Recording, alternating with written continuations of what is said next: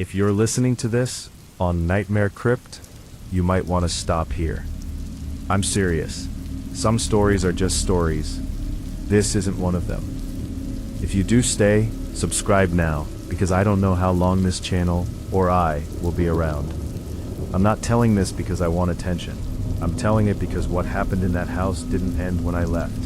And I'm starting to understand that pretending it was just stress, or just an old building, is exactly how it survives. Something followed me out. I know how that sounds. I would have rolled my eyes too. I did at first.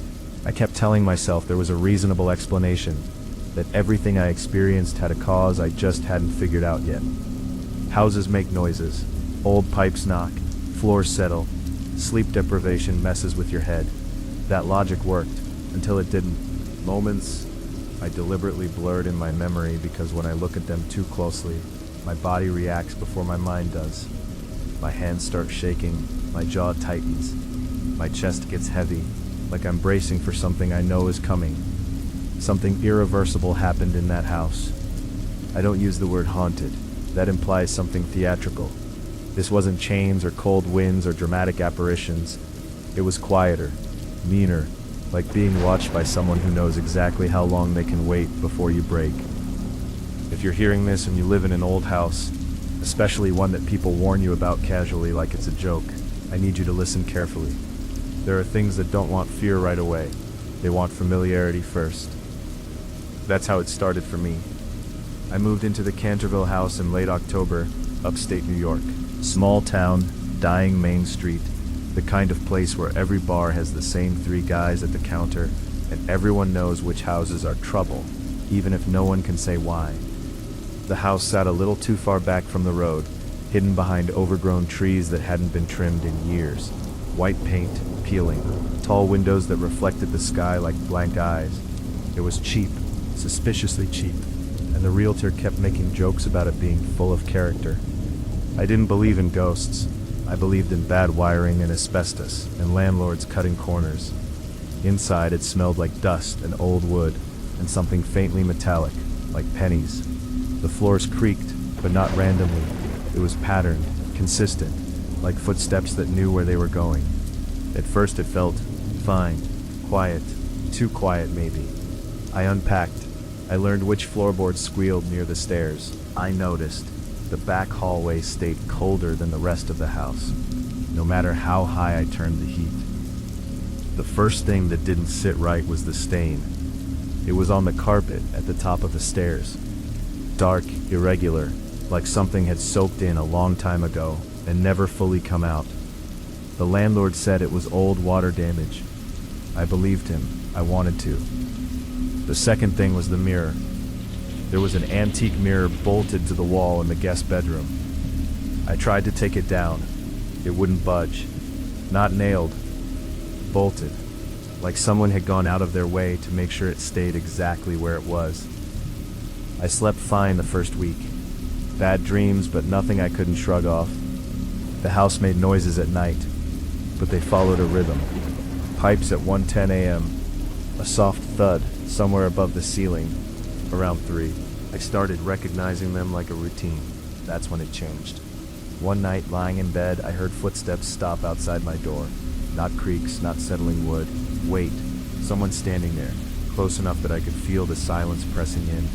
I held my breath, waiting for the sound to continue, for logic to rescue me. It didn't. After maybe a full minute, the steps moved away, slowly, deliberately, down the hall toward the stairs. The next morning I found fresh dust disturbed along the hallway floor. A single uneven trail, like something had been dragged. I laughed it off, out loud, alone in the kitchen, forcing the sound to prove I wasn't scared. That was my mistake, because once I acknowledged it, even jokingly, it started acknowledging me back. After that first night, the house stopped pretending to be neutral. I started waking up at the same time every morning, 3:17 a.m. on the dot. No nightmare jolting me awake. Just my eyes opening, heart already racing like my body had been warned before my mind caught up. At first, I'd lie there and listen. The house breathed at night. That's the only way I can describe it. A slow expansion and contraction. Wood tightening and loosening in long, patient intervals. Sometimes I could hear something faint underneath it, like fabric shifting, like someone adjusting their weight. I checked the locks obsessively, front door, back door, windows, all secure. No signs of anyone breaking in. No footprints outside in the snow when winter started creeping in. The mirror in the guest room began bothering me. Not because I saw anything in it, nothing that obvious, but because I avoided looking directly at it. I'd catch my reflection out of the corner of my eye and feel a jolt of wrongness, like my timing was off by half a second. Like the person in the glass didn't move with me so much as after me. I stopped going into that room. Then the smells started. Old iron, damp cloth, that same metallic scent I noticed on move-in, stronger now, drifting through the house at random times. It never came from the kitchen, never from the bathroom. It always seemed to follow me, appearing in the room I'd just entered, fading when I left. I tried to ground myself. I went to work, talked to coworkers, made dinner, watched TV too loud at night just to fill the silence. I told myself stress could do incredible things to the brain, but stress doesn't leave fingerprints. One afternoon, I came home and found the antique mirror cracked, just one long fracture running from the top corner to the center, like something had pressed against it from the other side. I hadn't been in that room in days. That night, the footsteps came back, but this time they didn't stop outside my door. They paced, back and forth, slow, patient, like whoever or whatever was out there was waiting for me to do something wrong, waiting for permission I hadn't realized I was giving. I remember gripping my phone, thumb hovering over the emergency call screen, paralyzed by the certainty that if I made noise, any noise, it would respond. When the footsteps finally retreated, they went down the stairs and then didn't stop. I heard them circle the living room below me, over and over, a loop, a ritual. The next morning I found muddy footprints on the living room floor. They weren't shoes, they were bare, long, narrow, uneven, like the feet didn't quite understand how weight was supposed to be distributed. I packed a bag that day, told myself I was leaving for the weekend, just to clear my head. As I zipped it closed, something whispered from the hallway. Not my name, not words, just breath, right behind my ear. I dropped the bag and ran out of the house without locking the door. I didn't come back that night, but the house didn't care, because once it learns your routine, distance stops meaning anything. I stayed at a motel off the highway, the kind with buzzing fluorescent lights and a clerk who didn't ask questions. I slept maybe an hour, sitting upright with my jacket still on, TV playing static because silence felt dangerous. At 3:17 a.m., I woke up anyway. My phone was vibrating in my hand. No call, no notification, just a low, constant tremor, like it was trying to warn me without using sound. When I unlocked it, there was a voicemail, time-stamped 2 minutes earlier, from my own number. I didn't listen to it. I didn't have to. I already knew what it would sound like. Breathing, patience, the suggestion of something waiting for me to respond. I checked out at sunrise and drove straight back to the house. I don't know why. Fear doesn't always push you away. Sometimes it pulls, slow and firm, like a hand on your back, guiding you somewhere you swore you'd never go again. The front door was open. I stood on the porch for a long time, keys digging into my palm, staring at the dark hallway beyond the threshold. The house smelled stronger now, iron and rot and something sweet underneath, like decay trying to disguise itself. Inside, the temperature dropped immediately, not cold exactly, still, air that hadn't been disturbed in a while. The living room furniture had moved, not dramatically, just a few inches. The couch angled slightly toward the staircase. The chair turned away from the window. Subtle adjustments, like the house had been rearranging itself for an audience. I heard something upstairs, not footsteps. Dragging, slow, careful, heavy enough to scrape, light enough to pause between movements. I didn't call out. I didn't announce myself. I moved through the house like a guest who knew better than to knock. The guest room door was open. The cracked mirror leaned against the wall now, removed from its mount. Someone had placed it carefully on the floor, angled toward the doorway. Door was gone. Just wall. Solid, unbroken. That's when I panicked. Not fear, panic.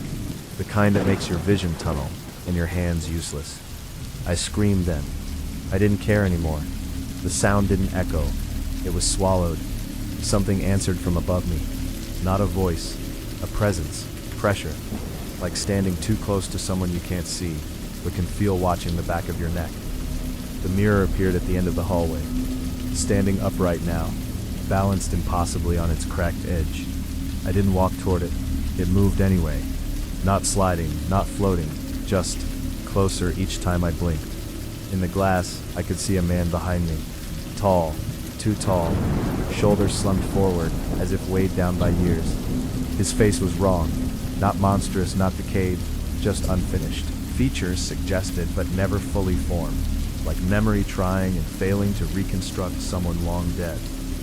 He wasn't looking at me, he was looking at the house. And I understood, in a sick flash of clarity, that I wasn't the intruder, I was the replacement. When his hand closed around my shoulder, it didn't hurt. It was worse than that. It felt like recognition. I woke up on the floor of the living room. Sunlight streamed through the windows. Normal, warm, birds outside, traffic in the distance. The house looked fine, too fine. The mirror was back on the wall, whole again. No crack, no distortion. The furniture sat exactly where it should. For a moment, I almost believed it had all been a breakdown. Stress, sleep deprivation, fear feeding on itself. Then I noticed my reflection. It lagged, just slightly. And when I raised my hand, it didn't copy me right away. Behind the glass, something smiled. I don't live there anymore. I moved across state lines. Changed jobs. Stopped telling people where I'm staying. I sleep with the lights on and mirrors covered. I don't stay in one place long enough to be learned. But every night at 3:17 a.m., I wake up, and I feel the space beside me shift, like someone lying down carefully, trying not to wake me. I'm telling you this because houses like that don't die. They wait. And if you've ever felt watched in a place that should feel safe, if you've noticed things moved just slightly out of place, or your reflection hesitating before it copies you, you need to leave. Don't pack. Don't look back. Because once it recognizes you, it starts making room. I shouldn't still be here. That's the truth I've been circling since the night I woke up on that living room floor. I left the house, but I don't think I escaped it. I think it let me go the same way a trap lets go of an animal that's already bleeding, confident it'll find its way back. I started noticing small things first. Mirrors in public bathrooms fogging only where my face should be. My reflection blinking when I hadn't. Photos on my phone shifting. My smile a fraction wider each time I looked. My eyes darker, deeper, like they were sinking inward. Once, in a gas station restroom, I leaned toward the mirror to check if I was imagining it. The man behind the glass leaned closer too. Not copying me. Meeting me. I don't talk about the house to anyone in my real life. When I tried, the words came out wrong, softened, incomplete, like something was filtering the truth before it reached my mouth. But here, writing this, I can still feel a thin gap where my thoughts slip through untouched. That gap is closing. Sometimes I catch myself standing too long in front of reflective surfaces. Sometimes I feel the urge to rearrange furniture, just a little, so it faces the hallway better. Sometimes I wake up already standing, already listening, already waiting for something I don't remember agreeing to wait for. I know now what the house wanted. Not blood, not death, continuity. A caretaker, a witness, someone who would remember the shape of it when it shifts, who would notice when it grows hungry again. Someone like me. If you're listening to this on Nightmare Crypt, do me one favor, one thing that might still matter. If you ever walk into a house that feels patient instead of empty, if the silence feels like it's leaning toward you instead of away, don't stay curious. Curiosity is how it opens the door. And if this story made your skin crawl, subscribe to Nightmare Crypt while you still feel safe doing it. Stories like this don't end when the video does. They follow the people who listen too closely. I don't know how much longer I'll be able to tell the difference between my reflection and the thing learning to be me. The mirror across the room just smiled first, and I don't think I did that.